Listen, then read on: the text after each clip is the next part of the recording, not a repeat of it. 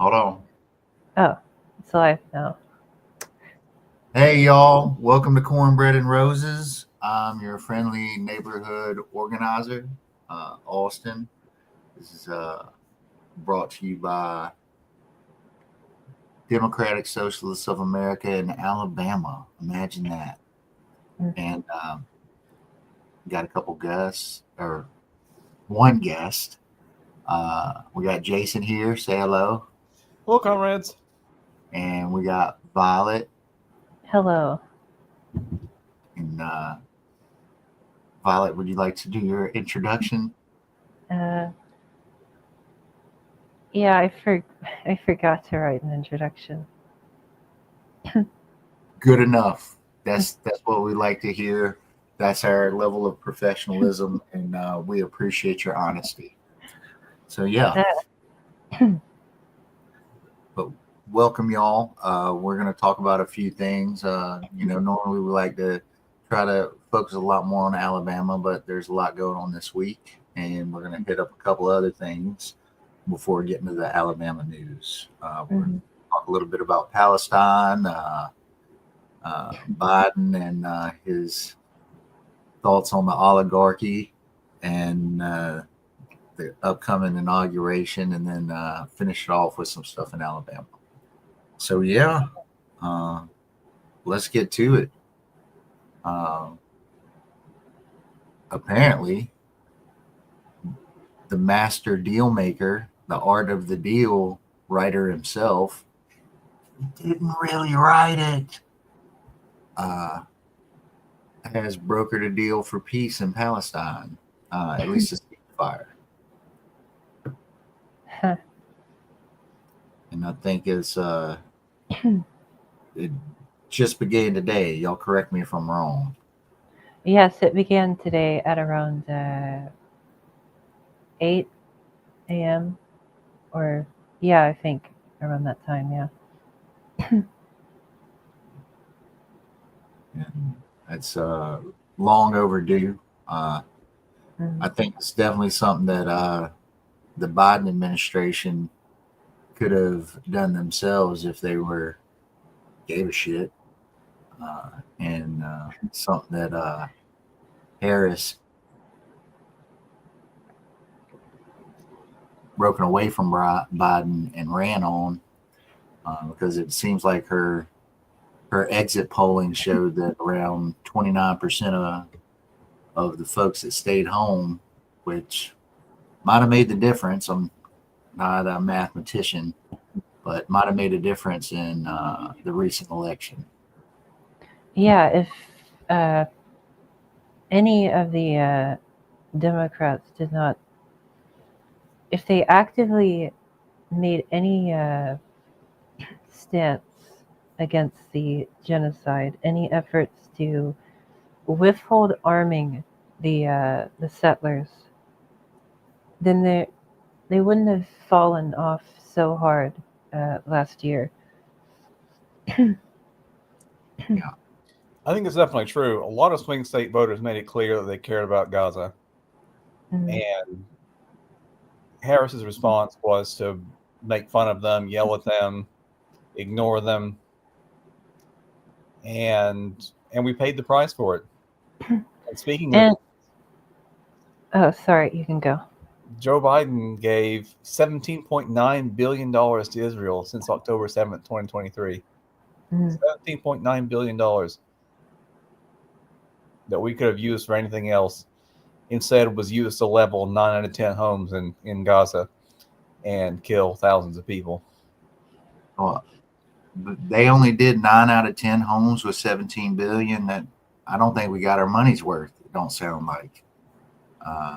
Sounds like. Why didn't we get 10 out of 10 homes? That's poor job, folks. Poor job. And what was I thinking? Oh, yeah. The Democrats had a very clear warning sign that this would happen with the uncommitted movement.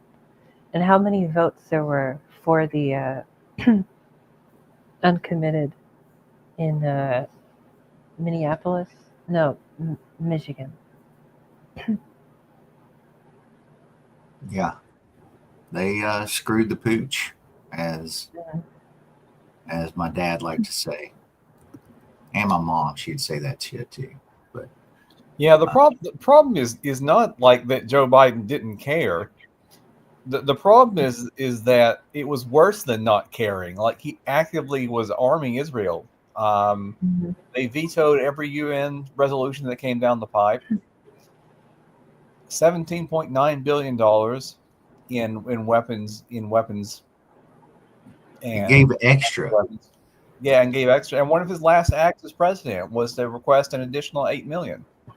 8 billion. Yeah, 8 billion. I'm sorry, 8 billion. And not just aid. There's the connections between the intelligence agencies, and there's many. I think there was a report from The Intercept last year about a secret military base, U.S. military base, somewhere in Israel near the border of Gaza. So there's countless ways in which the U.S. is fully tied to Israel, fully props up the settler colony. but hey, don't you remember that pier that was built? Don't you remember that? What a That joke was that nice. was. How long did that last? Like 3 hours, and then it rained hard and fell apart.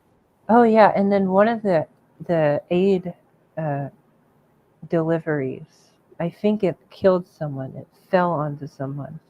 Wow. Uh, So I and mean, most of what was sent was expired as well. So it wasn't even like a monochrome, a minuscule amount of aid. It was less than nothing that they sent. Yeah, actively harmed and perpetrated a genocide. So yeah, there's your legacy, Joe.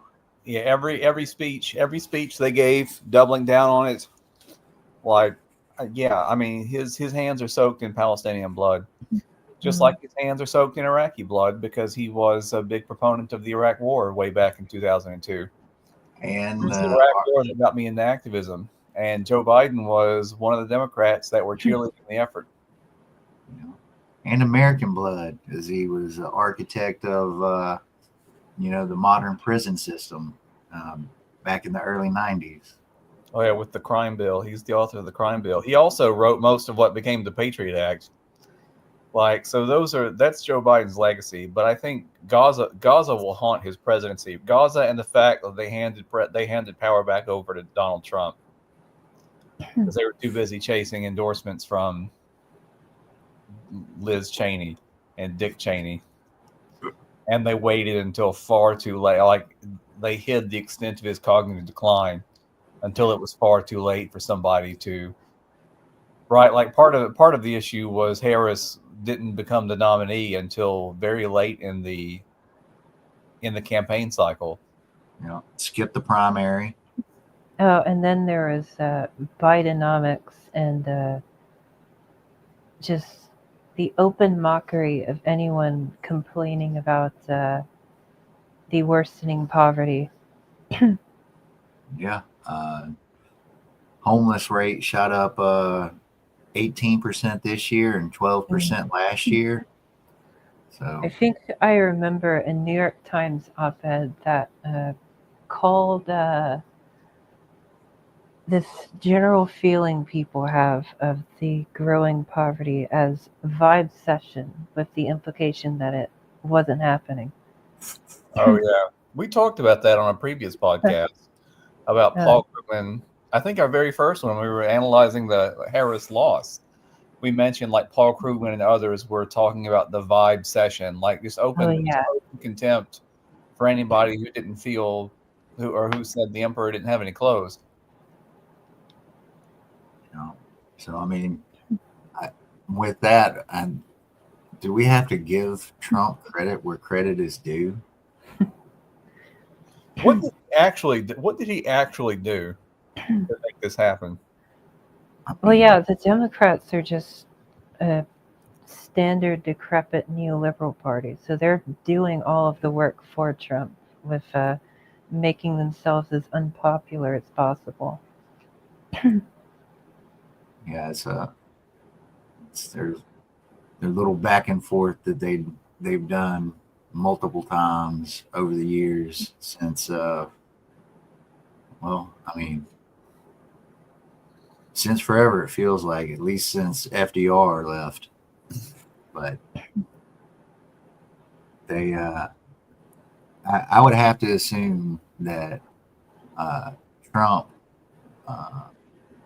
told Nazi Yahoo that he's going to pull all the support. I mean, that seems like a thing that he would do, a thing that he would threaten.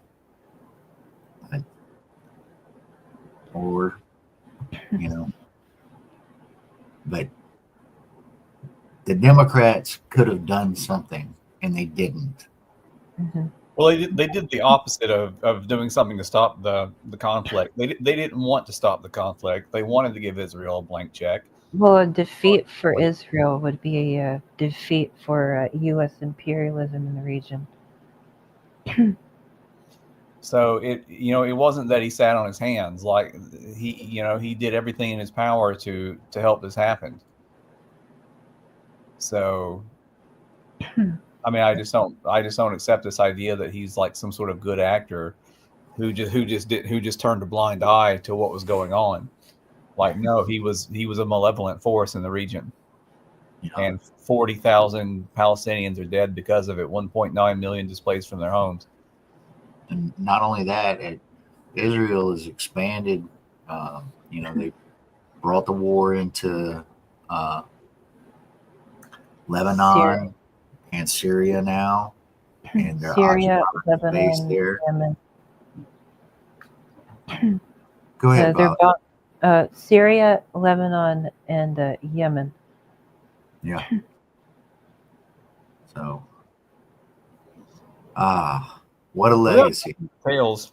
My instinct is not to give Trump credit for anything. Yeah. Well, there are many growing contradictions within Israeli society. There's a lot of tensions. Like you see the mass protests within Israel for the hostage deal to be made. Yeah, And that was growing and building up. And all of their military objectives in Gaza was failing. Whatever they've tried to do against Ansar Allah in Yemen was also failing. And they had been forced into a ceasefire already with Hezbollah. So the Israelis at some point or another would have to come to some kind of they would have to surrender eventually because of all of this weight that they're against. So this just seems like convenient timing, less than some strategy from Trump to me. Yeah, and I think the Netanyahu government is willing to grant some favors to the Trump administration because they're expecting Trump to be more sympathetic to their efforts in the West Bank and also to fighting the proxy wars and maybe even a direct war with Iran.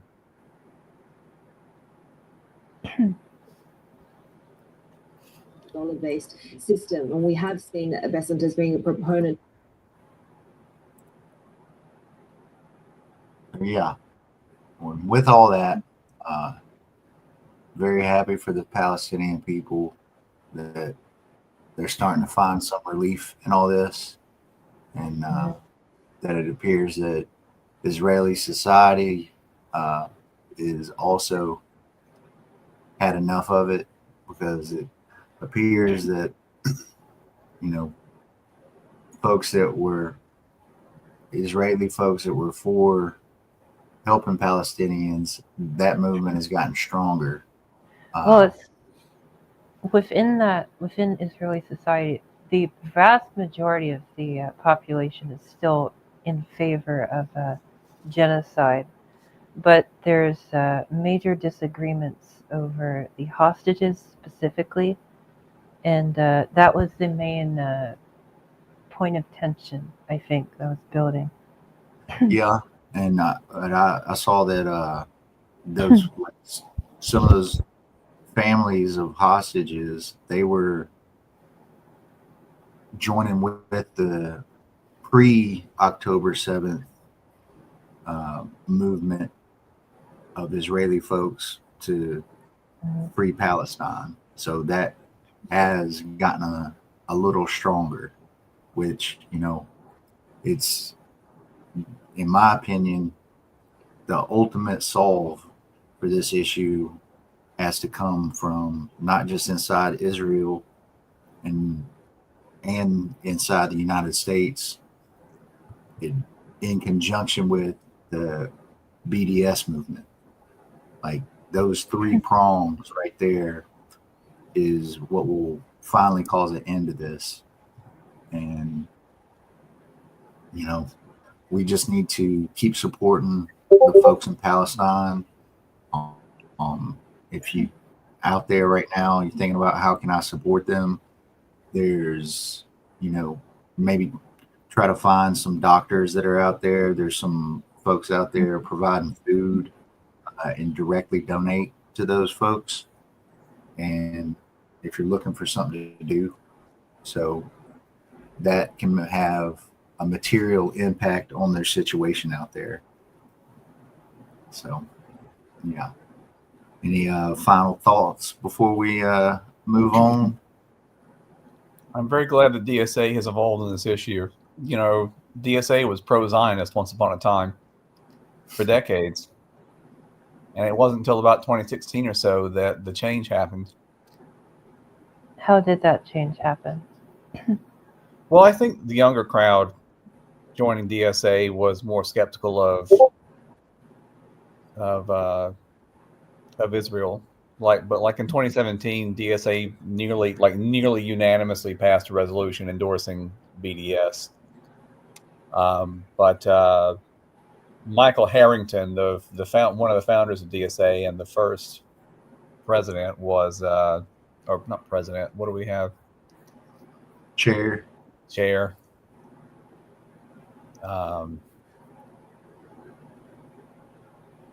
Was pro-Israel, and it used to be that if you were socialist and pro-Israel, DSA was your home. But for the past 10 years or so, that hasn't happened. I'm not privy to the exact reasons because of that. I think it's just because younger people are more skeptical of Israel. Mm-hmm. Thank God. So I guess that influx of young people from the Sanders campaign seems to might have played a role in that. And, growing up, hearing a You froze. oh, Now you're back now, I think. I was saying, having to hear about Israel all these years and all the treachery growing up, like, tired of it, right? Understanding that doesn't have to be the way of things. And good on the young folks. I think young folks are tired of a lot of the bullshit out there, and let's fight to make it easier for them. Well, I think too, there's been a little bit of a Vietnam effect in terms of, the Vietnam was on television every night, like there were embedded camera crews and things like that, and so people really got to see what the war was like at a level that they didn't see previous wars. And with social media and other things, what Israel is doing has a lot more eyes on it than it used to. Like now, until yesterday, you could scroll TikTok, and listen to Palestinian voices, which ordinarily you would not hear ever covered on American news media. And I think that's played a role. What were you saying, Violet? I'm sorry. I was going to say that it was for the U.S. socialists, there has been a large trend and a very long established trend of supporting Israel, and I think that's just from a lack of understanding with regard to imperialism, because Israel is one of the central forces of upholding U.S. imperialist interests in West Asia. Because through Israel, it becomes easier to occupy Iraq or to attack Iran or to attack Syria or to attack Yemen and so on. And it's also just, it's either a lack of understanding or it's just the argument of most convenience. It's the most convenient position to take on the matter. Because when you confront the support for Israel, the initial response is usually the label of anti-Semite, and there's a lot of pushback. Yeah. This is horseshit ass argument. Yeah. All you got to do is look at the Jewish Voices for Peace right there and understand that Zionism is not Judaism. And if anything, it's more propped up by Christian Zionists than anything. Well, it's forgotten now, but Zionism was controversial among the Jewish community when it was first proposed. And there were a lot of especially leftist Jews who supported something called Doikheit, which means here-ness. We're going to stay where we are and work to build socialist governments there instead of going and building a utopian government in Israel. Mm-hmm. Yeah, there was the chief rabbi in 1946 was anti-Zionist, and but when he passed away in 46, it seems like all bets were off then, and here we are. But we could go and look back in the 1800s at the beginning of the Zionist movement and the Balfour Agreement and all kinds of stuff. But at the core of it, like, people are people, and we have much more in common than we don't. And yeah, we need to remember that. Yeah. But yeah, did anybody get to check out Mr. Biden's, do I call him Mr. Biden, I guess, now? Or do I do that tomorrow? Mr. Biden's farewell address? I missed it. I had to work, so I didn't get to see it. And I was like, I really couldn't bring myself to care about what he had to say. Yeah, I tend to not really listen to Biden's statements. Well, he said a few interesting things that, although such an honor, served the last 50 years, and all right, y'all need to watch out for the tech industrial bros and the oligarchs. I'm out. Now he tells us. Yeah, yo, bro, what the fuck have you been doing the past 50 years if not helping all them motherfuckers? So yeah, he trying to echo Eisenhower's speech with the tech industrialist line, but yeah, the Oligarchy Malarkey. I was hoping he'd say that after I heard him say something about the oligarchs, which I think that's the age we're in, the age of oligarchy, along with all kinds of other ages like misinformation and disinformation. But you know.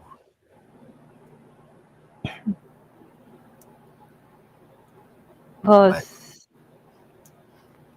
it's always somewhat interesting to me when some liberal says oligarchy in this way. Like, if you're acknowledging that there's oligarchs, then you're basically describing a certain form of class rule, and you're describing it negatively. yeah, Like, you could summarize by The category. just I'm sorry. sorry. No, I'm going. You go ahead. I'm sorry. You could summarize it by just saying capitalism, because that's what an oligarchy is. It is a capitalist class rule. yeah.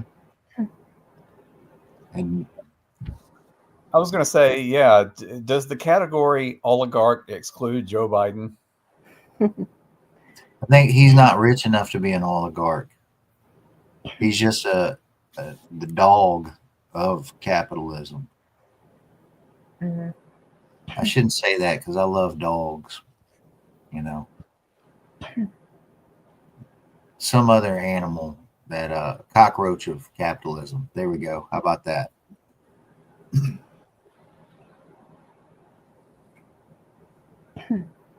So yeah, usually this talk of oligarchs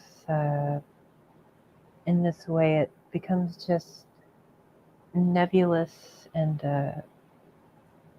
detached. Uh, yes, the oligarchs are the problem. Not the system. Yeah, like the individual oligarchs, like Mark Zuckerberg, but he's just a reflection of the capitalist system overall. Yeah, if we got rid of all the oligarchs, right? All the billionaires today. Mhm. There's like 807 in the US. If we got rid of all of ours today, others would rise in their place to begin the same things that the other ones wanted to do. Mm-hmm. Well, yeah, because it's a fundamental motion of the economy. Yeah. Yeah. So Biden said bye bye. And tomorrow, on Martin Luther King Day, we get to welcome another cockroach Mhm. into the White House. Well, we welcome him back. Welcome. Thank you. Uh, I meant, where are my manners? Welcome back, good sir.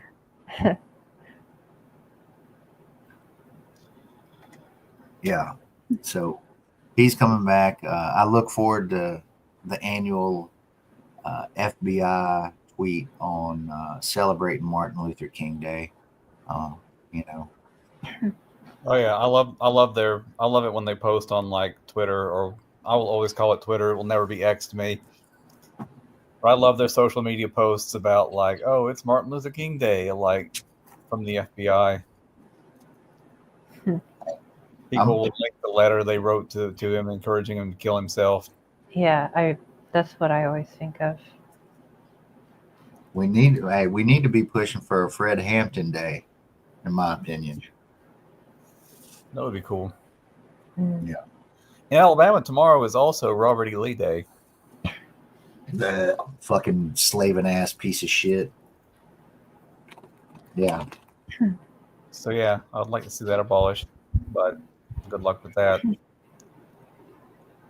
We'll get it done, son. We'll Yeah. get it done. What I want to do too is I always thought it would be neat to celebrate Surrender Day, which is in April, like the day the Planters Army surrendered. Like that ought to be a national holiday along with Juneteenth. Yeah, it should. Like it would be nice to get out in Alabama and march and And I don't know. That's the only time I feel anything resembling patriotic pride is on Surrender Day. You know, fun little fact here. At Appomattox Courthouse, Robert E. Lee pissed himself while he was signing the surrender note. I didn't know that. Yeah, I didn't know he peed himself. Sure I guess did. that fits. Brant let him right away. I'd have clapped him in irons. I'd have broken his sword in front of him. That's why we love you, Jason.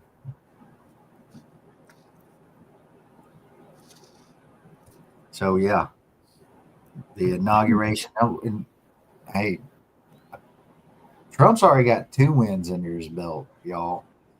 He's got Palestine, and apparently he said fuck Congress and the Supreme Court. TikTok, y'all keep going. You know, y'all keep rolling. I kind of wish he didn't, honestly, because loving all the kids at our high school down here. They're all on Red Note now. Oh yeah, That's funny.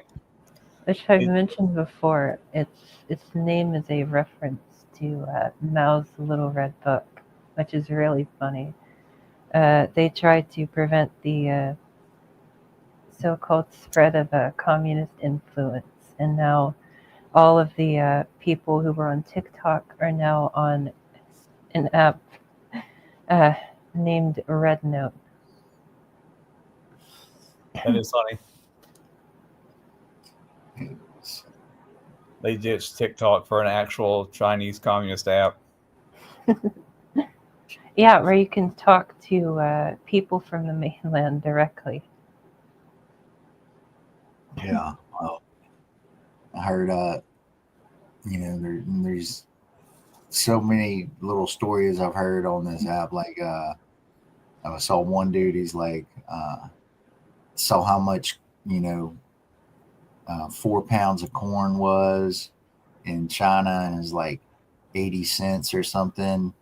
And then he was like, all right, well, how much is that here? And he's like, oh, fuck, it's $8. It's $8 for that much corn here. And people learning that we have to pay for ambulances, and that, work 2 and 3 jobs and don't have health care, and don't eat fresh food because we can't afford it, hence the $8 for corn. Out of all the shit we make in this country, all the food we grow, corn, I'm pretty sure it's the top crop. Yeah. And it's still $1 a pound. Mm-hmm. You can look around, just driving in any rural area in the country, and you'll probably see a cornfield. America's number one crop is grass. The number one plant that we grow, yard grass. Yeah. Ah, good point. Good point there. But yeah, I'm hoping one thing that will happen from that is that people will see Chinese people as ordinary human beings instead of as villains. As like I've been for the past 20 years. I've been watching the news. There's been all this propaganda against the Chinese government and how we might have to go to war with them. Mm-hmm. They talk like war is just inevitable between the two of us. It would be nice for people to say, "Hey, we have more in common with ordinary Chinese people than we do with our own billionaires and ruling class." Absolutely. And we don't have to kill each other. Yeah. It looks like they got a new problem on their hands: internationalism.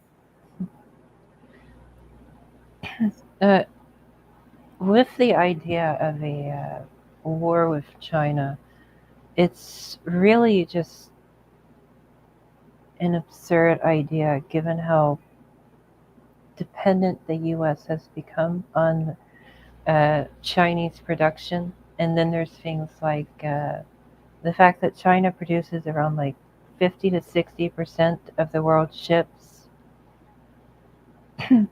Like, there's no physical way, logistical way of the US successfully waging a war directly against China. It can't wage a war successfully against basically any country without some kind of major opposition internally. So it's really just desperate gesturing, because saber rattling. the American imperialists are just like they've backed themselves into a corner because they can't outcompete China and they can't go to war with China. So they're just increasingly desperate. Let's hope they just all them crazy assholes keep it to saber rattling. Mm-hmm. Yeah. So yeah, but we're in for quite the shock and awe campaign tomorrow. President-elect Donald Trump, I guess he's still president-elect, according to reports, has more than 100 executive orders ready to go. Oh God. Yeah. Was anybody able to find a list of that? I couldn't.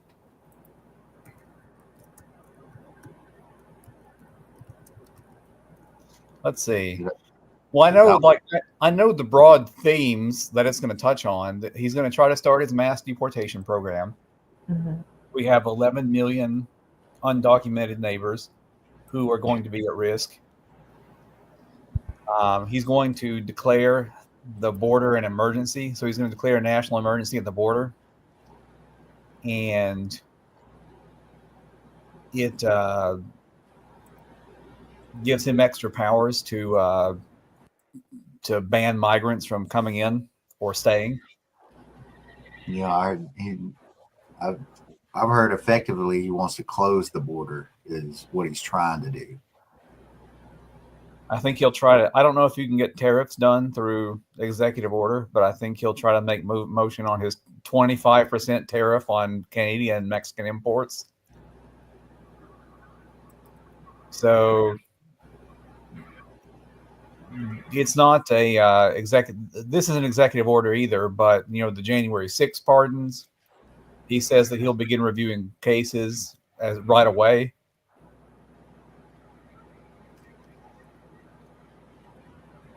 He wants to cut federal funding for schools that teach so-called critical race theory, which means if you talk about race at all, you're teaching critical race theory. Or if you have a vaccine mandate, or if you require students to wear masks, you're going to get your federal funding cut. He can probably do some of those things through executive orders. He's going to go after trans people. Mm-hmm. So he'll almost certainly reinstate his the military ban. And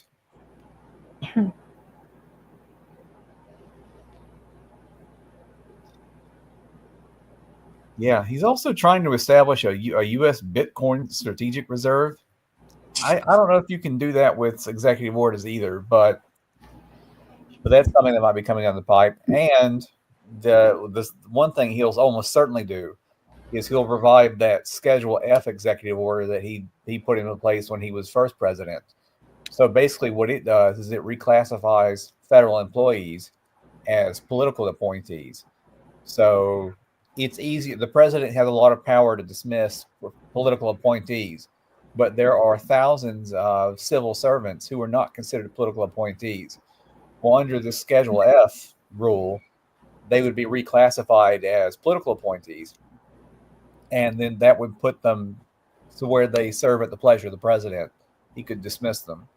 So it's basically like a purge of they're calling it the deep state purge, you know, getting rid of the people in the deep state, but really it's, I mean, if you're not loyal to Trump, then you lose your job.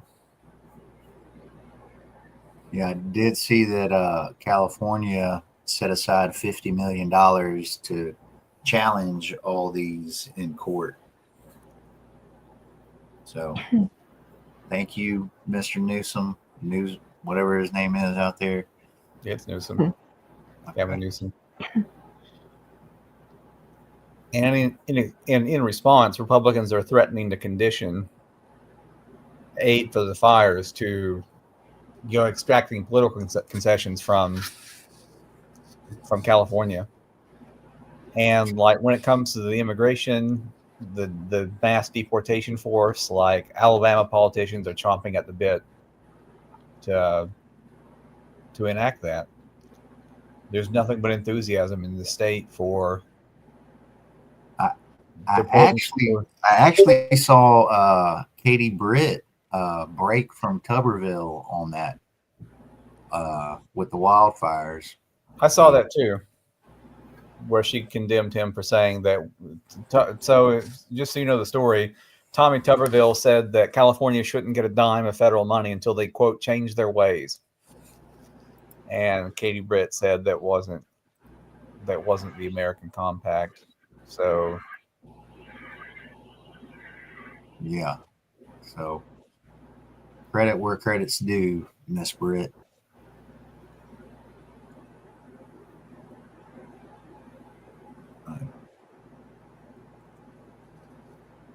So it's going to be a bad day tomorrow. We're going to be drinking with a fire hose.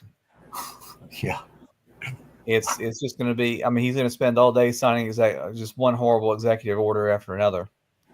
And we're going to have to get on the ground in order to, I mean, there's going to be too much for us to respond to.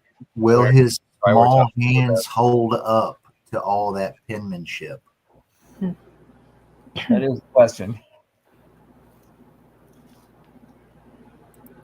But if you're not a DSA member, I would strongly urge you to consider joining, because your views and your participation can help strike back against some of this. My top priority is protecting our undocumented neighbors from being deported, being thrown out of the country. Like, that is just ethnic cleansing, and I can't sit still for it. Mm-hmm. It's already been extreme. Like with the one of the first things I remember from the Biden administration was images of border agents on horseback going after Haitian immigrants, and of course with Trump it's going to only escalate much further. And if we were already at that point, as it gets worse, we need to do whatever conceivably possible. Yeah, and you know, we're reaching out to the United We Dream folks and the Alabama Coalition for Immigrant Justice as well. Trying to work with them. You know, they've been in the fight on this, so you know, support the folks that are leading the charge on these different topics. But yeah, I think that's enough of. I don't know. Y'all got anything else to say about up there in DC and whatnot? I did see that they moved it inside. He says it's because it's going to be cold, but why do I have the feeling it's because there's not going to be many people there? But yeah, there's also. Well, you mentioned joining the DSA, but it's also important to check to see if there's any protests in your area. Oh yeah, for sure. Yeah, there were some marches this weekend in Birmingham and Montgomery. I wasn't able to attend, but those things got to keep happening. We got to keep getting together out there in the streets. You know, direct action is a pillar, fundamental uh, for change, and it's been used time and again to get things done, and it will need to be utilized until all this shit is fixed. Airport protests stopped Trump in 2020. Yep. So I think deporting 11 million people is not going to be an easy task. It's going to be hard. Like even without opposition, it is logistically difficult to get done. And I think that we have an opportunity to make it even more costly. Yeah, to make it as logistically difficult as possible, or as physically difficult as possible as it is to grab someone and take them anywhere. Yep.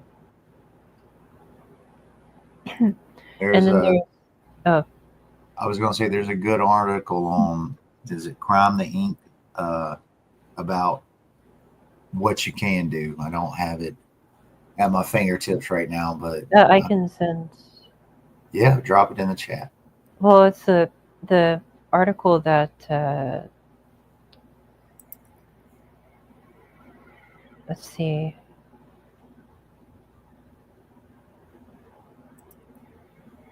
A United We Dream article. Okay.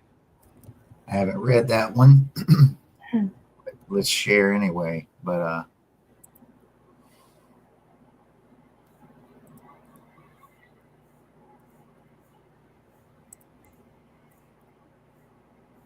so yeah. How U.S. citizens can protect the immigrant community from the deportation force. So, and there's if you see ICE checkpoints, you could ask why are they stopping, searching vehicles, and where are they taking individuals who are being detained. If ICE is asking for ID on a train, bus, or other spaces, refuse to show your ID. Ask questions about why they are there in the first place and put yourself between ICE agents and undocumented individuals. If ICE agents are seen posted outside of homes, inquire who they are searching for and why. Ask for a warrant. Remind people of their rights. If ICE comes to your door, do not open doors. ICE cannot come in without a signed warrant by a criminal court judge. They can only come in if you let them. Remain silent. ICE can use anything you say against you in your immigration case, so claim your right to remain silent. Say, I plead the fifth, and choose to remain silent. Do not sign anything ICE gives you without talking to an attorney. Report and record. Report immediately. United We Dream hotline, 1-844-363-1423. Take pictures and video unless you're on federal government property. You can actually take photos on federal property as far as I understand. There's a judgment about that a while ago. Take notes of badge numbers, number of agents, time, type of car, and exactly what happened. That's a salute report, y'all. Size, activity, location, unit, time, and equipment. Fight back. Get a trustworthy attorney and explore all options to fight your case. If detained, you may be able to get bail. Don't give up hope. Join your local team to defend yourself from enforcement. Know your power. Record and report. Step 1, ensure audio and recording is on and ready to be used and linked to a cloud. Make sure y'all can go live, folks. Step 2, get information of the officer's name, badge, and agency. Step 3, narrate the date, time, and location of the event. Step 4, do not disclose the information of your loved ones or yourself to the agents. Step 5, report it to the Migra Watch hotline and send your video / pics to Migra Watch, UnitedWeDream.org. So yeah, those are some of the things you can do. And those apply, those those are just some general interaction with law enforcement. You should probably apply some of those as well. But I think we're going to try to move on to some Alabama news. I got probably way too many articles here, but hey, that's life, baby. Oh, there's also this organization. I'll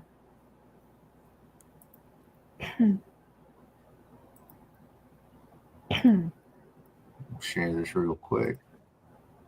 Oh yeah, the day labor organizers. Yeah. I don't know how to pronounce that, but it looks like Indalon. That sounds right. Sure. Indalon. Support immigrant workers impacted by the Los Angeles fire. So there's folks out in California. Yeah. But National Day Labor Organizing Network. Workers' rights, migrants' rights, campaign, art, and works. So check those folks out too. But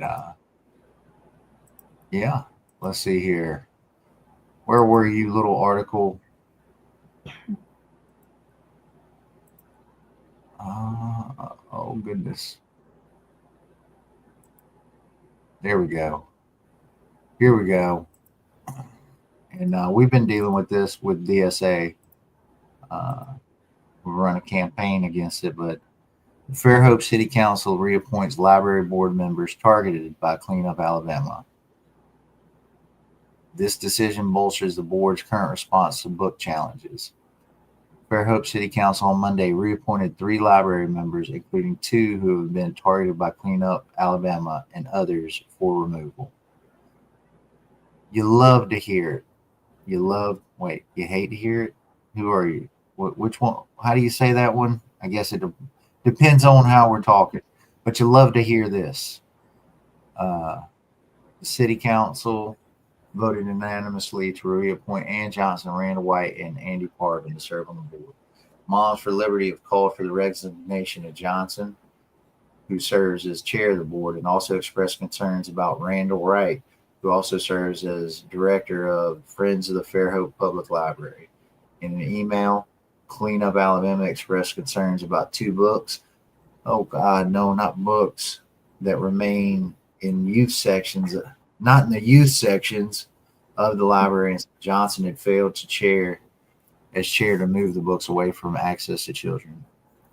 So, yeah, not only this is happening, but in the legislature coming up, there's a couple bills that are related. Then this passage that you stopped on. Go ahead. I missed that. The passage that you stopped on. Oh, she claims that Parts and Hearts by Jensen Hillebrand, a book that perpetuates lies to boys and girls by telling them that they will wake up happy after choosing to mutilate themselves via surgery, is, quote, educational. Clean Up Alabama said in an email to followers. This book teaches children how to transition genders and includes instructions on taking the hormones and undergoing surgery. The group urged followers to sign a petition calling for Johnson to resign and for the council to withhold $225,000 in funding for the library until the challenged books are removed. The reappointment of 3 board members at once provided the potential to flip the board towards Clean Up Alabama's agenda, but the group won't likely have that opportunity again soon in Fairhope. Instead of appointing all 3 members to 4-year terms, they agreed to be appointed in staggered terms. Johnson will serve 2 years, Wright will serve 3, and Parvin will serve 4 years. It is common for library board terms to be staggered to ensure continuity and stability rather than replacing numerous board members simultaneously. Attorney Brian Danziger, founder of the Faith Family Freedom Coalition in Baldwin County, said his group had 7 people apply for board positions and none of them were contacted. Oh no, not a phone call, not a letter, not an email, nothing. Dassinger said. And then we come here to find out, hey, we're just reconsidering people we appointed before. So I guess it's just business as usual. Yeah, freedom of speech. Dassinger said his group has been treated like radicals unfairly. Man, I don't think it's unfair. and I don't think you were treated like radicals. I think you were treated like fucking psychopaths. Our position is very much in alignment with America. No, it's not. 54% of Republicans say support trans rights. So you're in the minority, even with your conservative fucksticks. With Alabama and with the majority of the citizens of the city of Fairhope, Danziger said. I don't think the majority of citizens of Fairhope want this woke nonsense and this indoctrination to be pumped to our children. One other citizen joined Danziger in opposing the board appointments, and 3 citizens stood up in support of the board. I'm deeply saddened to see fellow residents of Fairhope advocate for censorship by using the same exact tactics that destroyed the country where I was born, Dewey said. I've been through this, and I know how it ends. It ends with one small group of people choosing what material everyone is able to access.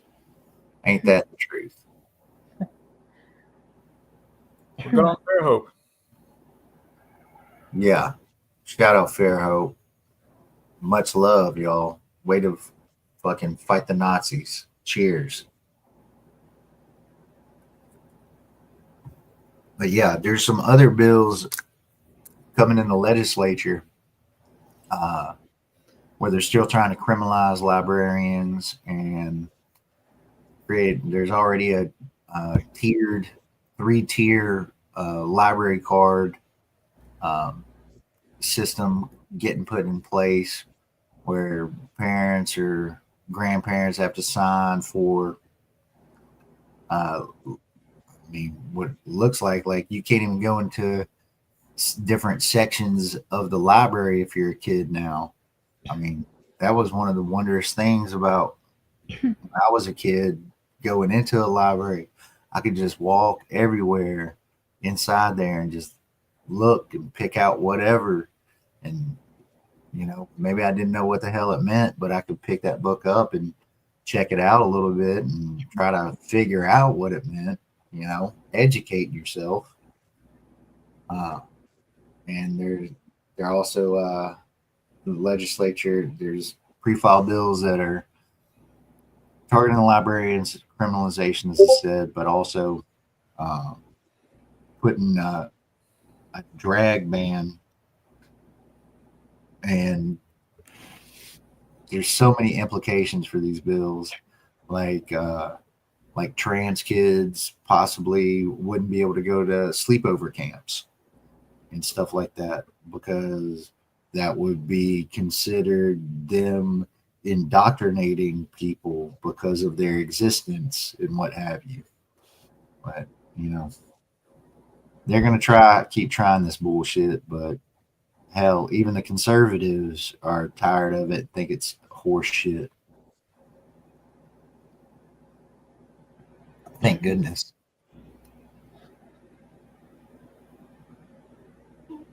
But yeah, how do y'all feel about all this? No, like you said, you love to see it. I'm glad Fairhope did the right thing, and yeah, the fight for trans rights continues. If you're not following Altrac on social media, I encourage you to do so. The Alabama Trans Rights Action Coalition. Mm-hmm. They're going to be in Montgomery on February the 5th for a march and for talking to state legislators about that bill and others. And if you can get down to Montgomery, I know they'd welcome your support. Altrac is one of my political heroes in the present moment. They've done stellar work here in Alabama. Just by calling your state Congress people and letting them know that you oppose these bills, they've been able to get some really awful anti-trans bills delayed or killed in committees. So I encourage you to look them up and support their efforts if you can. Yeah, I'm planning on being there February 5th. Hopefully I'm bringing a van full of folks. Got to get the van into the shop this coming week. You know, AC ain't working, heat ain't working, coolant ain't staying in the radiator. Hey, what am I to do? but Yeah. but Fortunately, I have to on a Wednesday and I have to work, so I can't drive down to Montgomery. I was about to say it is on a Wednesday. So if you got a day off and you can spend it on something, maybe spend it on that. But if you ain't got a day off, which a whole bunch of people don't got, you know, stand in solidarity. You can stand in solidarity by still contacting your representatives from your home. Yeah, that's what I'm planning on doing.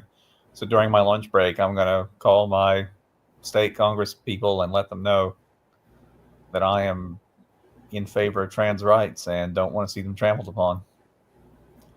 Trans rights are human rights. Yeah. Violet, what you think on this? I was going to say something earlier about this, the Moms for Liberty group, but then I completely lost my train of thought. I've been trying to remember, but it's gone forever. Whatever it was. Is it that they're Nazis? Oh, I think it was going to be that. It's just frantic performative gesturing, because even like you said with conservatives, most people generally aren't really that concerned about what specific books are in the library or what they're saying, or if there's a trans person mentioned in this or that book. Yeah, I mean, there was an emperor of Rome that was trans. Like, trans people have always been around. They're always going to be around. Shut the fuck up. You know,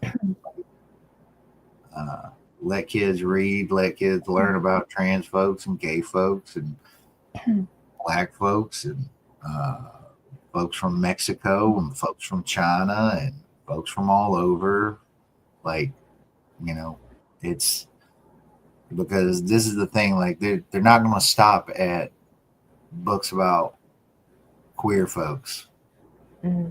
The next thing they'll do is they're going to be trying to erase history about black folk, just like, you know, native folks, first peoples had to fight for the truth about all the massacre and horror that they had to endure under the fucking government. So libraries are possibly the, you know, the last bastion of, you know, freedom in a world where there's a lot less of it than people might think, you know. Yeah, all of these bigoted performative campaigns, their only real use is to distract from actual issues that people are experiencing. Because most people anywhere would relate to issues pertaining, like healthcare. Like that's an actual issue that people would have, not. It's And yeah, they'll if they and yeah, they won't stop with any particular group because these groups aren't the problem. It's just whatever they can cling to distract from actual issues. it's divide and conquer the working class using fear, uncertainty, and doubt. I mean, it's a tale as old as time, and you can look at papers in the 1800s in the U.S. and you see the same rhetoric, like same tactics, repeated over and over ad infinitum. It's, you know, it's all to keep us apart when really we're all a hell of a lot of the same. You might not like Brussels sprouts, and I might like Brussels sprouts, but hell, is that anything to argue about?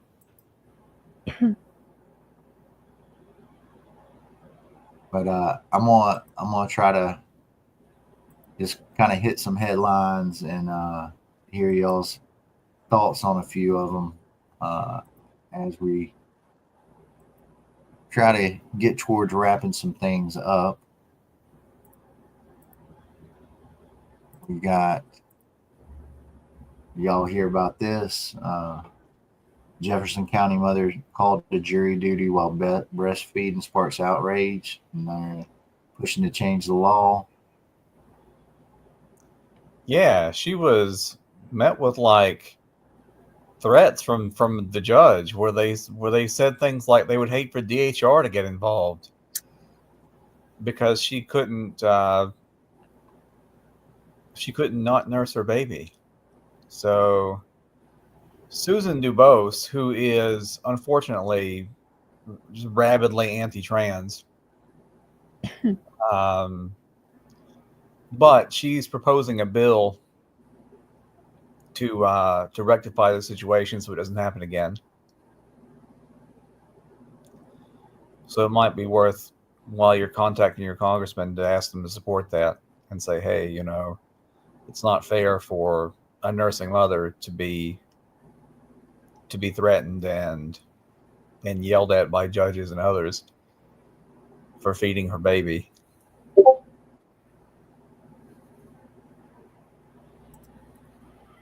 Yeah, and this is part of the statement from the mother. Yeah. I'm saying this is part of the statement from the mother. I don't post much, but this I have to. And she posts the rest on Facebook. I was called to jury duty in Jefferson County today. Parker just turned 3 months and is exclusively breastfed. She will not take a bottle at all. The only way she will eat is by me. I called and turned in the forms to be excused, and it was not granted. I went today with Parker in tow in the middle of 6th season, and it was a horrible experience. There were 2 other mothers there, and the judge said that those with children there to make accommodations for their children to be picked up. They would hate for DHR to be involved. I cannot get childcare that can breastfeed my baby for me. No shit. She would be screaming in hunger and threaten to take my baby because of this. What in the world? Surely an idle threat, but why make that threat at all? The judge would not excuse me and said I need to make accommodation for her. I said I could not, or my baby couldn't eat. She's made me sit back down to wait another almost hour for all the excuses to be heard. I was then sent to the front where one lady on staff was horribly rude. She said I was excused only for the day and I would be called again, and I cannot bring my child back with me. I said I would have to if I was called while still breastfeeding. She told me, well, you can pump. No, ma'am, I cannot pump and get her to take a bottle. How can you tell me how to feed my child? I've researched, and Alabama has no laws, many other amazing states do, that project breastfeeding and pumping mothers called for jury duty. I'm honestly just appalled at our judicial system concerning women and children's health. I will absolutely report for jury duty and serve. I just cannot when my infant daughter depends on me for her basic need in life. The treatment we experienced today was awful. I would love to know who to contact to get the ball rolling in our state to pass laws necessary for breastfeeding and pumping mothers. Also to know what to do if called again and I'm still nursing and I can't leave her. No parent should have to deal with what happened to me today. Yeah. That's from the mom, Candace McKell Brown. And yeah, ain't that funny? Yeah, horrible story. It just could have been like, hey, we understand. We'll put you on the list 6 months from now or 9 months from now or what have you. Like which would be a total reasonable way to handle the situation. But hey, if this gets a law passed that protects mothers and children, hell yeah. So we got more, folks. We got more. Let's see here. Alabama's anti-DEI law violates the Constitution. University of Alabama and University of Alabama Birmingham students claim in the lawsuit.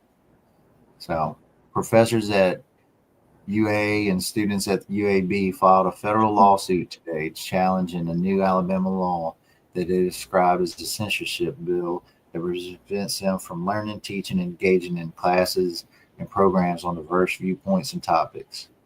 The Alabama State Conference of the NAACP is also a plaintiff in the lawsuit announced today by the ACLU of Alabama. Y'all doing good work, man.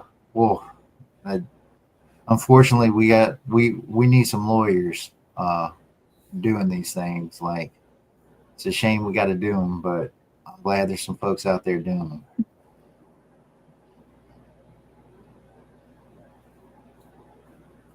But yeah, lawsuit claims the three UA professors who were plaintiffs have either specifically received threats of discipline from university administrators for alleged noncompliance with SB 129 if they do not alter their curriculum to avoid certain viewpoints and or fear that they will be accused of violating SB 129 if they do not alter their curriculum to excise certain viewpoints. When they use the word viewpoints, they mean the truth. Yeah. Something to remember. But y'all got some thoughts on this? What exactly is the law that's been passed? So SB 129 was passed last year, I'm pretty sure, and it basically ended DEI programs and attacked critical race theory. Yeah. So that's where all this stems from. And now, like, I remember at the beginning of the football season, UA, Alabama, they got rid of, spaces for queer and black folks, and it's happened down in Auburn too. And this is what it all stems from. So, among other things, it banned the teaching of so-called divisive concepts. So the state government gets to decide what is the divisive concept. Yeah, and that's you from teaching it.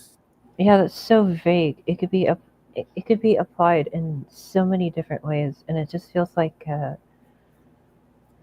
it does feel like it very blatantly violates the First Amendment at the very least. Absolutely. Well, I mean, all these things are ridiculous on the face of them, but they get them passed through, and it requires, like you said, these performative things take our time and energy to fight when we need to be fighting for other things. Not to say that this isn't important, but like, now we got to fight this before we can get to healthcare, before we can get to a minimum wage. So they keep putting up all these little speed bumps over and over again for us to have to contend and deal with and use our resources, energy, and money. Yeah.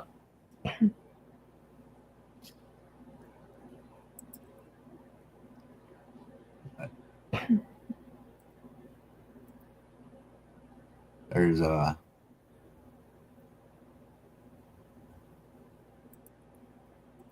saw a lot of grants being passed out this past week, which, how's this a thing? Connecticut Sausage Company, which, hey, I love them sausages. Ain't gonna lie. Expanding production with a $400,000 government grant. Like, aren't they supposed to be a profitable business? Like, why don't we spend that $400,000 on starting a new business or giving other people an opportunity. But The city of Andalusia contributed $80,000 for local funds in subsidies to a business because they might create a few jobs. But yeah, it's like all of these different towns and cities and state governments are like almost fighting each other, desperately trying to get some company to operate for them. yeah.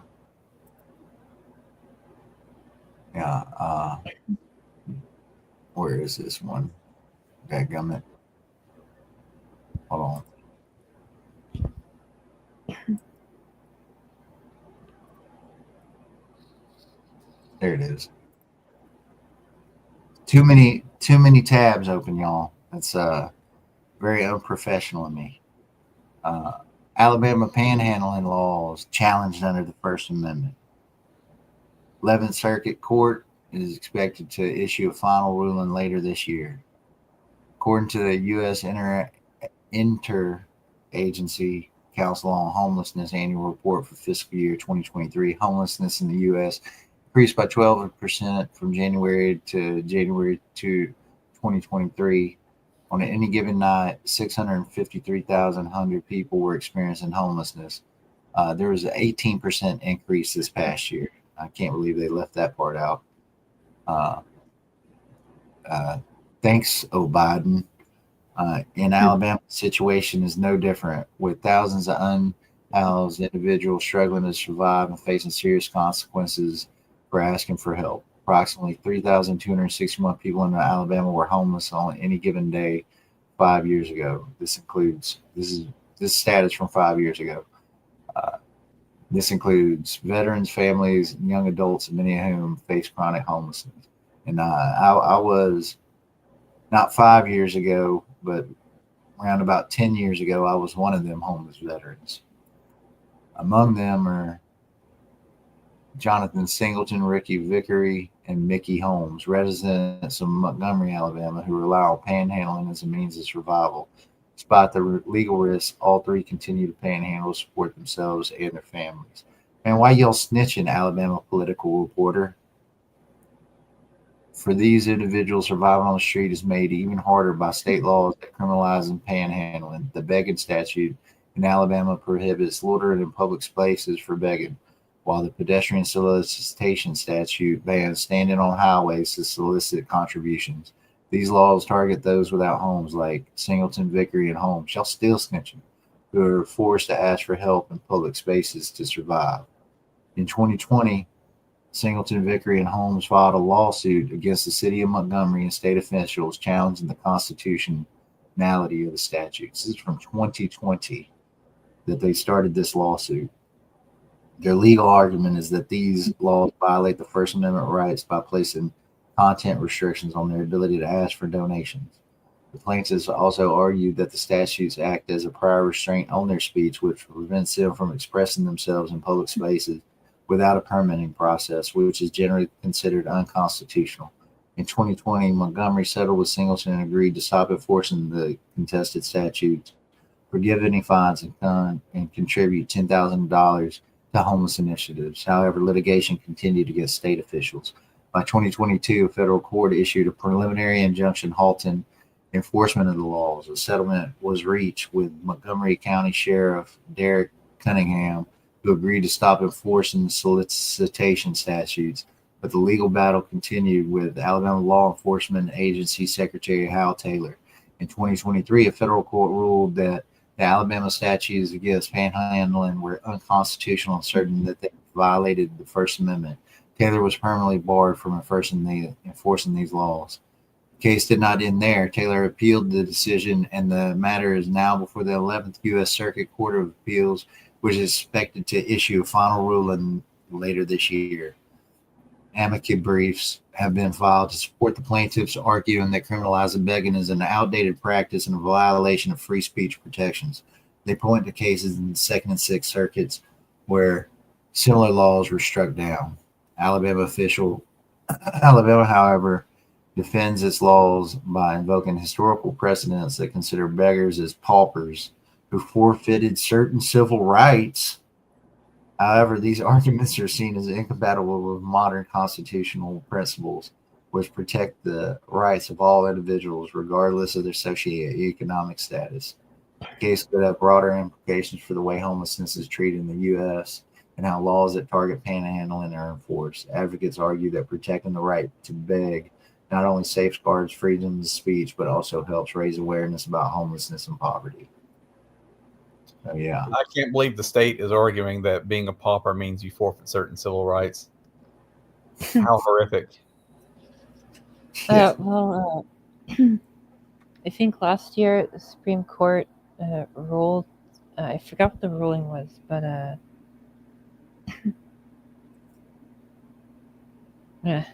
something to do with making it a lot easier to impose laws criminalizing houselessness outright. And then California started implementing laws based on that. So I imagine Alabama would at some point do the same.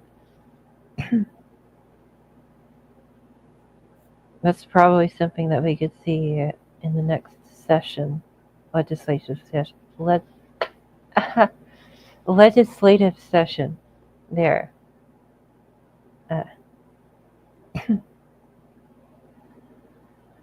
Yeah. There. Something we learned the other week is that, like in the Huntsville City Jail, over 50% of the population there are there for either being unhoused or for traffic tickets. It's but yeah, you're a pauper. You're not a person anymore. You're a pauper.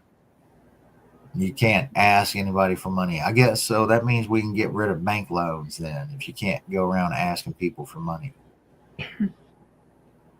Maybe the sausage company should be arrested. Or the executives of it. Arrest the sausage. Yes. So we're gonna hit a couple more items, and I think we're gonna wrap it up here. Where'd you go? Oh my goodness.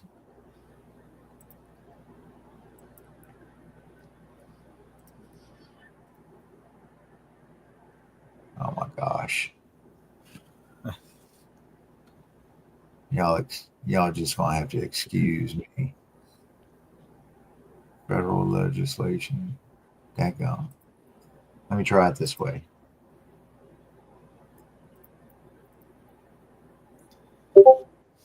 What story are you going to talk about?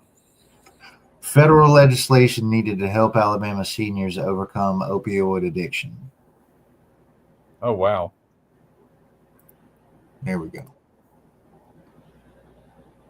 As an elected, so this is from Senator Keith Kelly, State Senator Keith Kelly. As an elected official serving Alabamians in the legislature, I'm committed to finding smart, responsible, and practical solutions to problems. One of our state's biggest challenges is the ongoing opioid crisis, which has devastated every corner of Alabama. In 2021 alone, nearly 70% of drug overdose deaths in our state involved opioids, leaving countless families in grief and straining our state's resources. Seniors are at a higher risk for opioid problems for a simple reason. They are more likely to need outpatient surgeries. When seniors receive opioids for post-surgical pain, many do not fully understand the risks, leading them down a path of misuse and dependency. Research shows that 6 to 20% of patients who get opioids after surgery become long-term users. So, it is not surprising that in 2021, more than 1.1 million Medicare beneficiaries were diagnosed with opioid use disorder. Effectively combating the opioid crisis starts with giving seniors real choices when it comes to managing pain after medical interventions. While FDA-approved non-opioid pain treatment options are already on the market, opioids remain the easiest and cheapest option for seniors due to bureaucratic barriers. That needs to change, which is why I'm grateful for Senator Katie Britt's leadership in co-sponsoring the Alternatives to Prevent Addiction in the Nation (PAIN) Act last session. And I urge the senator and the rest of the Alabama's congressional delegation to help ensure that it is reintroduced as soon as possible and passed by Congress this year. The Alternatives to PAIN Act could save lives by interrupting the cycle of addiction before it starts. The legislation recognizes that seniors often live on tight budgets and may be financially incentivized to pick opioids because they are the cheaper than alternatives. This is why the legislation established cost parity between the opioids and non-opioids, like marijuana, ensuring the cost of alternative options is never higher than that of an opioid prescription. The legislation would also eliminate unnecessary barriers that make it difficult for patients to choose the best course of action for their health. The Alternatives to PAIN Act prohibited the use of step therapy for patients seeking non-opioid treatments and prior authorization requirements. No more patient waiting days on end to get the care they need or being forced to risk addiction because of burdensome regulations. And no more providers having to spend hours on the phone with insurance companies so that their patients can get the care they need. When seniors in pain need safe and effective relief, government bureaucracy should not stand in their way. Oh, yeah. Grandparents are addicted to painkillers now. How lovely is that? You get to retirement age and you have a bad fall and you need some medical care and you're like, sure, I'll take the cheap stuff because I can't really afford nothing because I ain't got no pension really because it all got cut out decades ago.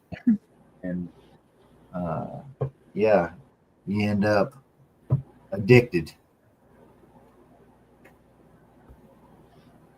They getting everybody, man. They getting everybody. They want to squeeze that last little dollar out of you. And alternative methods. They mentioned step therapy, which I'm not familiar with, but marijuana is certainly something that folks have and do use for pain therapy. So legalize it.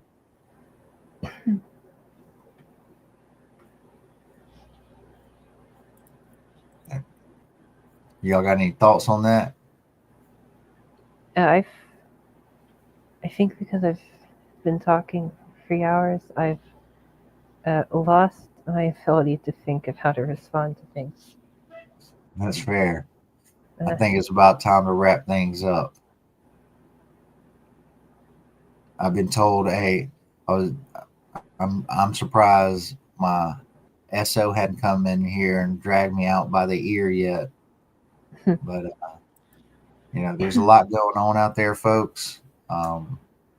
Before we wrap up, y'all got any final thoughts?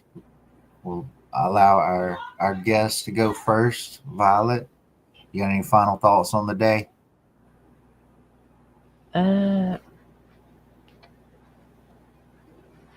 Let's see.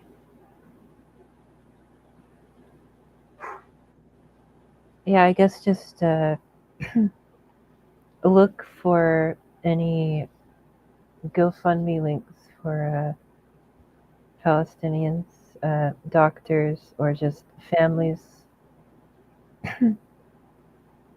And I guess that's all I have to say. Free Palestine. I'm with you there, sister. Jason, you got any final thoughts for the day? Well, the next few weeks are going to be rough, and there's going to be a lot coming our way. And I would encourage people to get in the fight, stay in the fight. Don't give up. Don't let them win by default. Mm. Do not comply in advance, folks. So Yeah. find a group to be part of, and let's save everyone and all that we can. That's right.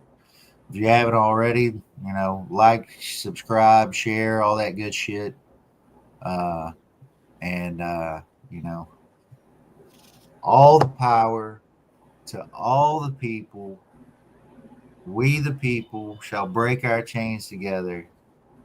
Much love, solidarity forever, folks. And we will see you next week. Solidarity Peace. forever. Bye.